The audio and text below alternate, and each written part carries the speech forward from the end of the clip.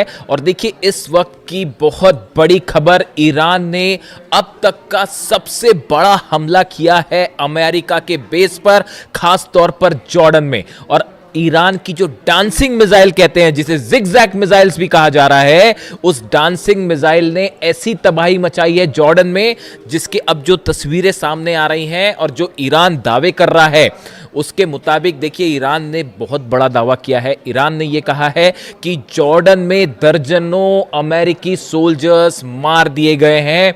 ये बहुत बड़ा दावा है कि कई अमेरिकी सोल्जर्स जो हैं, सैनिक जो हैं, वो मार दिए गए हैं। इसके अलावा अमेरिका के C-17 ट्रांसपोर्ट प्लेन्स गिर चुके हैं, P-8 एयरक्राफ्ट जो है वो जल चुका है, और सबसे बड़ी बात, ब्लैक हॉक हेलीकॉप्टर्स की एक पूरी यूनिट जो है वो इस बेस पर तबाह हो गई है। देखिए ये बहुत बड़ी क्लेम है जो ईरान कर रहा है, जो दावे है ईरान कर रहा है। ईरान की तरफ से पहले भी जो दावे हुए, देखिए वो धीरे धीरे सच साबित हो रहे हैं। हमने आपको बताया था कि जॉर्डन में जो हमले हुए हैं उसमें कई प्लेन तबाह हुए हैं। अब वो बात धीरे धीरे सामने आ रही है।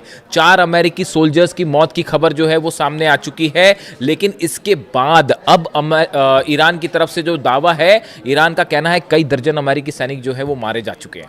लेकिन अब देखिए इसमें बड़ा सवाल ये है कि आखिर ये हमले जॉर्डन पर कैसे हुए और कैसे ईरान के मिसाइल्स ने जॉर्डन के बेसिस पर जो है वो इतना सटीक निशाना साधा कि वहां हाहाकार की स्थिति है। देखिए मुवफ़्फ़क़ अल सॉल्टी बेस जो है पूरी तरह से तबाह है, बताया जा रहा है यहां पर जबरदस्त हमले हुए। Prince Hasan airbase, king Faisal airbase, ये जॉर्डन के वो बेसेस हैं जहां बड़ी संख्या में अमेरिकन जो थे सोल्जर्स मौजूद थे।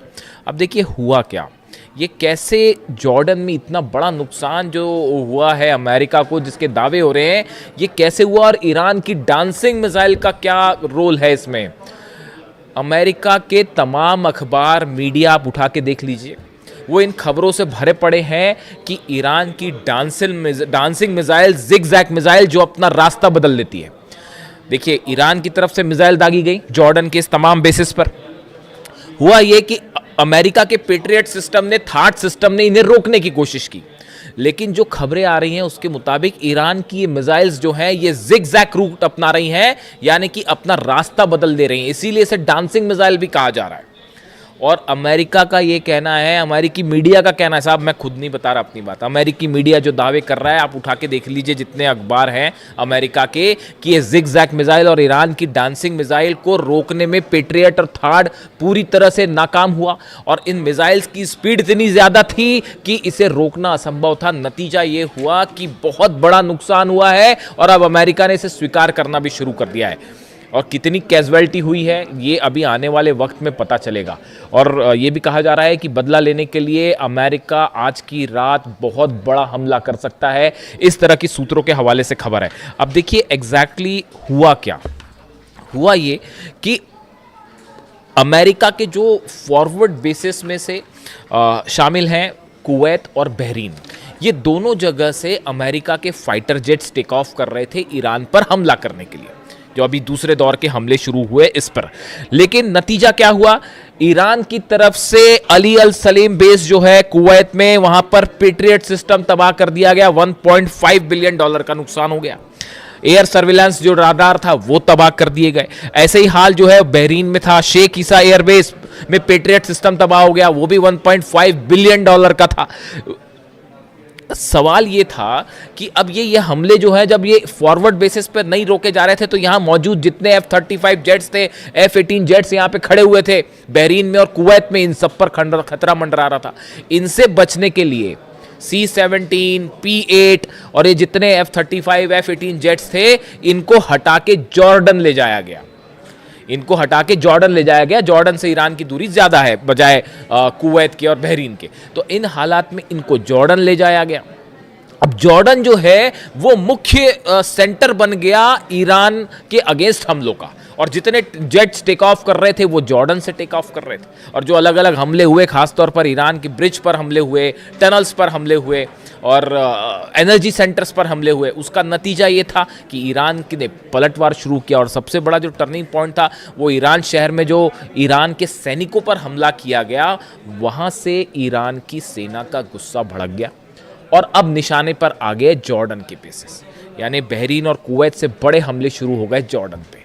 और ईरान ने, देखिए मैंने आपको पहले ही कहा था कि जैसे जैसे जंग आगे बढ़ेगी ईरान अपनी सबसे खतरनाक मिसाइल्स निकाल के हमले शुरू कर देगा। अब पेट्रियट और थार्ड लगे हुए हैं, सबको पता था कि पूरा जोर लगा दिया अमेरिका ने जॉर्डन में अपने बेसिस बचाने के लिए। लेकिन हुआ क्या, ईरान की तरफ से डांसिंग मिसाइल्स फायर कर दी गई और उन बेस को तबाह कर दिया गया। अब अमेरिका हैरान, अमेरिका के जितने एक्सपर्ट्स थे वो हैरान कि भाई ये हमले हो कैसे गए, ये जिगजैग मिसाइल्स कहाँ से आ गई।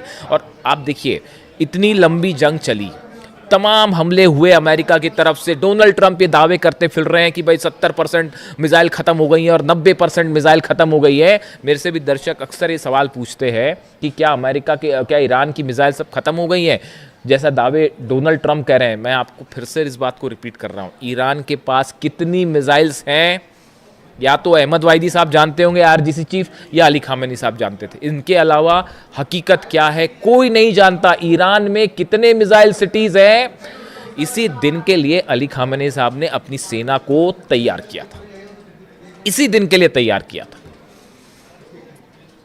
और उसका नतीजा देखिए, आज दुनिया की सबसे बड़ी ताकतें जो हैं वो ईरान के सामने घुटनों पर हैं, अपने बेसिस नहीं बचा पा रहे, खाड़ी देश जल रहे हैं और सिर्फ आप जो है कुछ नहीं कर सकते, हेल्पलेस स्थिति में खड़े।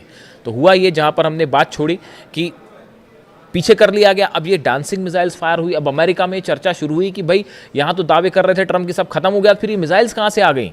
तो अब वो एक नई थ्योरी लगाई गई कि भाई ये मिसाइल्स जो है रूस ने दी हैं, ये मिसाइल्स जो है वो चाइना ने दी है, मिसाइल की टेक्नोलॉजी चाइना ने दी है। मेरे से भी कई लोगों ने इस बारे में सवाल पूछा कि जो खबरें छप रही हैं अमेरिका में कि रूस और चीन मिसाइल दे रहा है और उसके ज़रिए ईरान हमले कर रहा है, आपकी क्या राय है? आप मेरी राय सुन लीजिए, मैं क्या कर रहा हूँ। ईरान को मिसाइल टेक्नोलॉजी में किसी की मदद लेने की ज़रूरत नहीं है। आप अगर ईरान के मिसाइल प्रोग्राम को देखें, ये कोई आज 6 महीने और 1 साल भर का प्रोग्राम नहीं है, ये बड़े समय से चल रहा है। और देखिए लगातार ईरान ने, मैंने पहले ही आपको एक ऐसा शुरू कर दिया था कि जितनी मिसाइल्स ईरान के पास हो, चाहे सेजिल हो, चाहे खुर्रम शहर हो, चाहे फतह 110 हो, फतह 2 भी कहते हैं, ये सब मिसाइल के एडवांस वर्जन जो है वो आने शुरू हो गए, उन पर लगातार काम शुरू हो गया। और नतीजा ये है कि अब ये एडवांस वर्जन निकल के आ रहे हैं तो अमेरिका के हाथ पांव फूल गए और वो ये कह रहे हैं कि साहब ये तो रूस ने दे दिया। बिल्कुल ऐसा नहीं है। ईरान की जो मिसाइल्स हैं वो ईरान ने खुद डेवलप किए हैं। देखिए सैटेलाइट से मदद करना एक अलग बात है, ये वो बात सही है कि हो सकता है रूस और चीन के सैटेलाइट्स, कई एक्सपर्ट्स बताते हैं कि रूस और चीन के सैटेलाइट जो है वो मदद कर रहे हैं, रडार सिस्टम के जरिए मदद किया जा रहा है, जीपीएस के जरिए मदद किया जा रहा है, वो एक अलग बात है। लेकिन ये जो मिसाइल टेक्नोलॉजी और स्पीड, इस पर लगातार ईरान काम कर रहा है और सेल्फ रिलायंट है, किसी की ज़रूरत नहीं है ईरान को मिसाइल के मामले में। तो इन खबरों का मेरे हिसाब से कोई बड़ा आधार नहीं है कि ये मिसाइल्स पुतिन ने दे दी हैं या चीन ने दे दी हैं, ऐसा कुछ नहीं है। देखिए आप रडार्स दे सकते हैं, सैटेलाइट से नेविगेशन में मदद कर सकते हैं, वहाँ तक एक बात अलग है। अब नतीजा ये हुआ कि जब ये मिसाइल्स फायर की गई तो पूरा का पूरा अमेरिकी सेना इस बात को लेकर हैरान थी कि इतनी जल्दी इतनी स्पीड से, अगर आप मैक 4 से मैक 11 के बीच में, यानी आवाज़ से 5 से 11 गुना के बीच की रफ्तार से मिसाइल्स बरस रही हैं, उसको कैसे कोई पेट्रियट सिस्टम रोक पाएगा। और नतीजा ये हुआ कि कई जगह जो है वो पेट्रियट सिस्टम जहां लगे थे उनके ठीक ऊपर मिसाइल्स गिरी हैं, थार्ड सिस्टम जहां लगे थे उसके ठीक ऊपर मिसाइल्स गिरी हैं। और इसीलिए जंग का जो मुख्य केंद्र है वो अचानक से जॉर्डन हो गया। मतलब ऐसा लग रहा है कि ईरान और जॉर्डन की लड़ाई चल रही है। और वो तस्वीरें जो आ रही हैं, देखिए तस्वीरें वायरल हो जाती हैं। जॉर्डन में जो लोग हैं, मैं एक वीडियो देख रहा था उसमें बड़े हैरान करने वाली बात थी कि जॉर्डन के कुछ लोग खड़े हुए हैं, उसमें एक शख्स वीडियो बना रहा है, ईरान की तरफ से मिसाइल्स फायर की जा रही हैं, जॉर्डन पर मिसाइल गिर रही है और वो इस बात की खुशी जता रहा था कि ईरान की मिसाइल्स जो अमेरिका की बेस पर गिर रही हैं। ये जॉर्डन का शख्स जो है, जॉर्डन के लोग उसमें खुशी मना रहे थे, ईरान के साथ खड़े दिखाई दे रहे थे। देखिए ये सब अधिकांश खाड़ी देशों का ये हाल है। आज भी हकीकत ये है कि अगर आप एक जनमत संग्रह करा लें, प्लेबिसाइड करवा लें कि खाड़ी देशों में जो अरब देश हैं उनकी जनता क्या चाहती है, मेजॉरिटी जनता जो है वो ईरान के साथ खड़ी है साहब। उन सबको इन बात की तकलीफ है कि अली खामेनी साहब को असैसिनेट किया गया।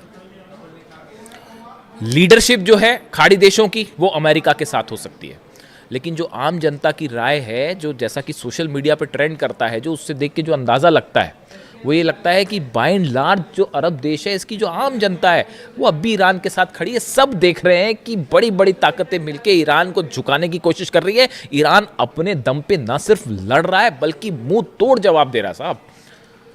तो हकीकत ये है कि जॉर्डन जो है वो और देखिए ब्लैक हॉक यूनिट को लेकर बड़ी जो जहाँ पर देखिए जो डिस्ट्रक्शन हुआ है, जो ईरान की तरफ से दावे आए, बड़े स्पेसिफिक दावे हैं वो। एक तो ईरान की तरफ से कहा गया है Islamic Revolutionary Guard Corps says it launched ballistic missile at US C-17 transport plane and P-8 aircraft at Aqaba airport in Jordan, claiming several were heavily damaged, कई डैमेज हो गए, ये एक क्लेम था। दूसरा क्लेम आया कि जो ब्लैक हॉक हेलीकॉप्टर्स हैं अमेरिका के, जो कई जगह ऑपरेशन में इस्तेमाल होते हैं, खासतौर पर मिलिट्री ऑपरेशन में। अब ये भी बड़ी गौर करने की बात है। मैं कल सुबह आपको एक बड़ा खुलासा करूंगा, कल सुबह कोशिश करूंगा जल्दी वीडियो ले आऊं आपके लिए। सुबह ये खबरें आ रही हैं कि जो ब्लैक हॉक हेलीकॉप्टर्स हैं, देखिए इनका इस्तेमाल ग्राउंड ऑपरेशन के लिए बहुत ज़्यादा किया जाता है। ग्राउंड ऑपरेशन के पहले या ग्राउंड ऑपरेशन के दौरान सोल्जर्स को नीचे उतारने पर, ग्राउंड ऑपरेशन के पहले स्ट्राइक्स करने पे, इसमें बहुत ज़्यादा इस्तेमाल होता है ब्लैक हॉक हेलीकॉप्टर्स का। जॉर्डन में बड़ी संख्या में ब्लैक हॉक हेलीकॉप्टर्स मौजूद थे, जो इस ओर इशारा कर रहे हैं कि ग्राउंड ऑपरेशन की तैयारी है। ये बात ईरान अच्छी तरह से समझ रहा है। नतीजा ये हुआ, डांसिंग मिसाइल्स ने ब्लैक हॉक का डांस करवा दिया साहब। और वो जो है बड़ी संख्या में ब्लैक हॉक हेलीकॉप्टर्स जॉर्डन के बेसिस पर तबाह हुए हैं, ऐसे दावे ईरान कर रहा है। और ये जो स्ट्राइक्स हुई हैं, इस स्ट्राइक्स के बाद अब ये माना जा रहा है, देखिए बड़ा नुकसान है, सोल्जर्स मरे हैं, बेसिस तबाह हुए हैं। पिछली बार जो जंग हुई थी, जो इस सीज फायर के पहले की जो जंग थी, उसके जो आंकड़े आए, 428 अमेरिका की अलग अलग संपत्तियां थी, प्रॉपर्टीज थी, जिसमें सब शामिल थे अलग अलग, उन सबको जला दिया गया ईरान की तरफ से। यानी आप दूसरे सरल शब्दों में कहें, अमेरिका के 428 ठिकाने ऐसे हैं, जैसे एयरपोर्ट हो गया, मिलिट्री बेस हो गया, एम्यूनिशन रखने की जगह हो गई, सोल्जर्स जहां पर रुकते हैं, बैरक्स हो गई, ऐसे करीब 428 ठिकाने अमेरिका के ईरान ने जला दिए थे। ये जो सीज फायर का खेल डोनाल्ड ट्रंप खेलते हैं, ये क्यों खेलते हैं आप बताइए? अगर जंग जीत रहे होते अब तक कब्जा कर लिया होता साहब, अंदर घुस के, जैसे इराक में किया, जैसे अफगानिस्तान में किया, बाद में फिर बाहर निकलना पड़ गया, वो एक अलग बात है। लेकिन अगर जीत रहे होते तो कहीं ये कतई बात नहीं करते डोनाल्ड ट्रंप, अमेरिका कतई बात नहीं करता। ये जो बार बार हो रहा है कि हाँ अब ईरान तैयार हो गया, अब बातचीत हो रही है, हकीकत ये है कि जब बुरी तरह से पिटते हैं तब इस तरह की बात करते हैं कि साहब सीज फायर कर लो। बड़े सारे एक्सपर्ट्स की ये राय है कि अमेरिका तब सीज फायर की बात करता है या टॉक्स की बात तब करता है जब ऐसा लगता है कि हारने लगा, और एक बार फिर वही स्थिति बनने लग गई है। जितना नुकसान हुआ है, देखिए ये बात साफ है, आप एयर स्ट्राइक्स करके ईरान को नहीं दबा सकते, नहीं हरा सकते, हराने का कोई सवाल ही नहीं है। अब हॉर्मूज में 2 जहाज देखा आपने किस तरह से ठोक दिए फिर से, तो हॉर्मूज पूरी तरह से ईरान के कंट्रोल में है। और अब खाड़ी देशों में बड़े missiles, dancing missiles, zigzag missiles, जिनका इस्तेमाल हो रहा है, इसकी कोई काट किसी के पास नहीं है। और अमेरिका के plane, black hawk helicopters, C-17 transport plane, सब के सब आग के हवाले हैं। आज की रात भयानक हमले होने वाले, इसमें कोई शक नहीं है। ईरान भी तैयार है और देखते हैं अमेरिका की तरफ से क्या स्ट्राइक होती है। जो भी अपडेट होगा पहुंचाऊंगा आप तक। Thank you so much.